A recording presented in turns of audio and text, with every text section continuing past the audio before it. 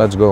Λοιπόν, στα σημαντικά αυτού του βίντεο θέλω να μου πεις πού ήσουνα, μπράβο, πού ήσουνα και τι έγινε με το viral γνωστό Σάβυλο Τσαβό. Με το Σάβυλο. Ναι. Αδερφέ, άκου, ήμουνα στη Νέα Μάκρη, έπινα ποτά με ένα φίλο μου, τον Βασίλη. Είχαμε γίνει χάλια, Σόβρακα, Σάρα Ζομπιλάρα. Και μετά έπρεπε να πάμε σε μια δουλειά κάπου και του λέω στρίψε στο χωματόδρομο, του λέω. Και είχε χωματόδρομο και δεξιά και αριστερά. Και αυτό μπήκε στον αριστερά, που στον αριστερό έμπαινε σε ένα καταβλισμό. Και μπαίνουμε μέσα τώρα και Σόβρακα όλα τώρα. Έξω απλωμένα χαλιά. Εμείς είμαστε με ένα διθέσιο Mercedes, βάρα για αυτός γκαζιές, σηκώνονταν στα χώματα, είχαν βγει, μας βρίζανε, μας κάνανε, μας ράνανε.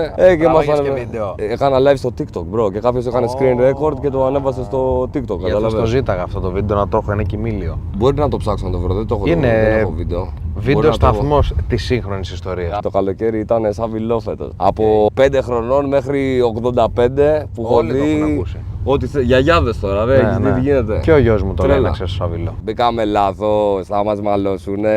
Από αυτό